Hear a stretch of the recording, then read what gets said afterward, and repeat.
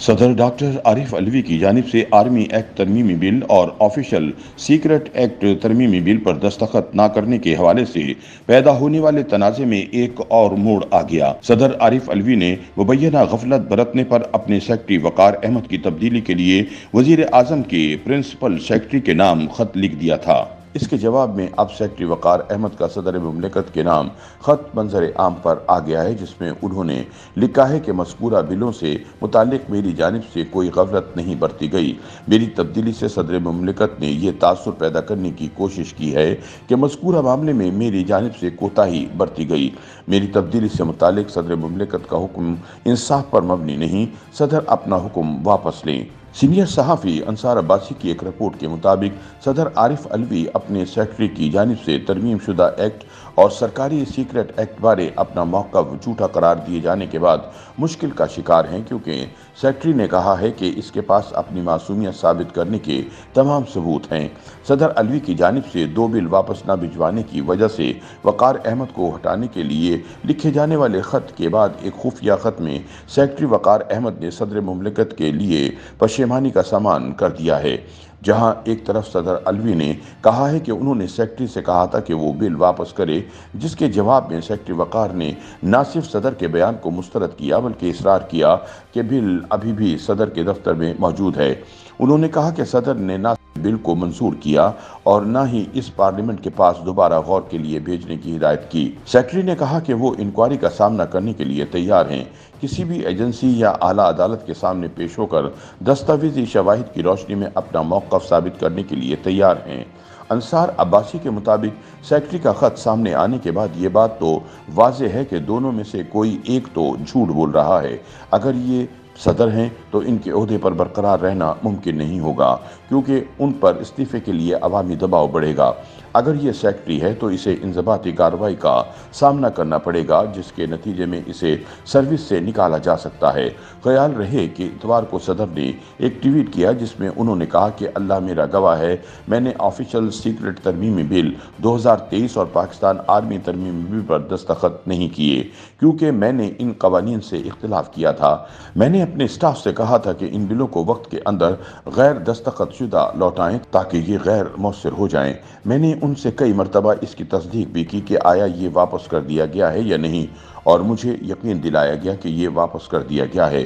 تاہم مجھے اب پتہ چلا ہے کہ میرے اسٹاف نے میری خواہش اور میرے حکم کو رد کیا۔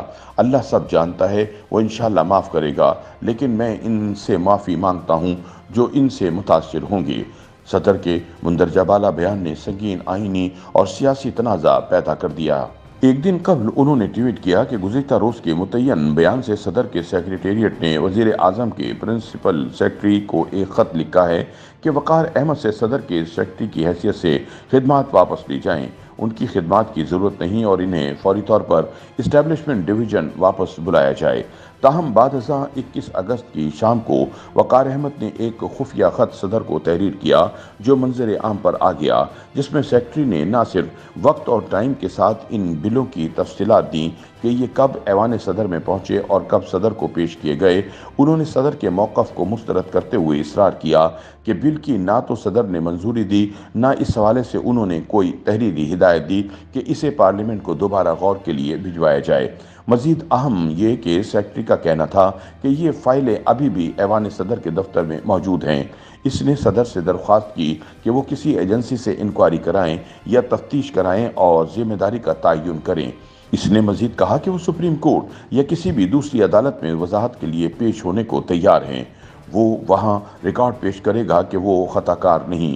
ماضی میں جب بھی ڈاکٹر علوی نے بل واپس کیے، انہوں نے اپنے دستخط کے ساتھ اسے واپس کیا، تاہم اب انہوں نے اس امر کی کوئی وضاحت نہیں کی۔ اس کیس میں بل جو آرمی ایکٹ اور آفیشل سیکرٹ ایکٹ سے متعلق تھے، ان پر ان کے دستخط کیوں نہیں تھے؟ سوشل میڈیا پر گردش کرنے والے خط میں سیکرٹری وقار احمد نے صدر مملکت کو لکھا ہے کہ صدر مملکت نے میری خدمات اسٹیبلشمنٹ ڈویژن کو واپس کرنے کی سفارش کی ہے، لیکن میں کچھ حقائق سامنے لانا چاہتا ہوں۔ صدر مملکت نے خط کے ذریعے یہ تاثر قائم کرنے کی کوشش کی کہ سیکرٹری مذکورہ بلوں سے متعلق کسی بے ضابطگی کا ذمہ دار ہے۔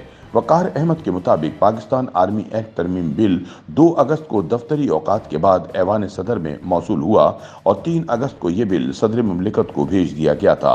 इसी तरह ऑफिशियल सीक्रेट एक्ट तरमीमी बिल 8 अगस्त की शाम को दफ्तर बंद होने के बाद ऐवान सदर को मौसूल हुआ। ऑफिशियल सीक्रेट एक्ट तरमीमी बिल 9 अगस्त को सदर मुमलिकत को भिजवा दिया गया। सदर मुमलिकत इन दोनों बिल से मुतालिक हकाइक अच्छी तरह जानते हैं। उन्होंने मुकर्ररा मुद्दत के अंदर ना ही बिलों की मंजूरी दी, ना ही इन्हें पार्लियामेंट वापस भिजवाने के लिए तहरीरी हिदायत दी। ये फाइल्स अभी भी सदारती चैम्बर में मौजूद हैं।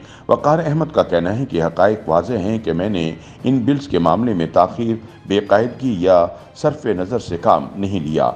मैंने ऐवान सदर के दफ्तर के वकार को मजरूर नहीं किया। मैं हलफ उठाकर बयान देने को तैयार हूँ। सदर का सेक्रेटरी की खिदमात वापस करने का फैसला इंसाफ पर मबनी नहीं। सदर मुमलिकत से दरख्वास्त है कि मेरी खिदमात वापस करने का खत वापस लें। सेक्रेटरी ने यह भी लिखा कि सदर मुमलिकत ने आर्मी एक्ट तरमीमी बिल की ना मंजूरी दी और ना ही तहरीरी तौर पर वापस या पार्लियामेंट भेजने को कहा। मज़कूरा फाइल 21 अगस्त तक सेक्रेटरी के ऑफिस में वापस नहीं भिजवाई गई। उन्होंने सदर मुमलिकत से दरख्वास्त की कि वो FIA या किसी भी एजेंसी से तहकीकात करा लें। मैं रिकॉर्ड के साथ जाकर हकाइक बताऊंगा और रिकॉर्ड पेश करके अपनी बेगुनाही साबित करूंगा। YouTube पर गूगली न्यूज देखने के लिए youtube.com की सर्च बार में गूगली न्यूज TV टाइप करें। गूगली न्यूज के पेज पर सुर्ख रंग के सब्सक्रिप्शन वाले बटन पर क्लिक करना ना भूलिए। YouTube पेज पर अपलोड होने वाली वीडियोस से बाखबर रहने के लिए बेल आइकन पर क्लिक कीजिए। आपको हर नई वीडियो के बारे में नोटिफिकेशन मौसूल हो जाएगा।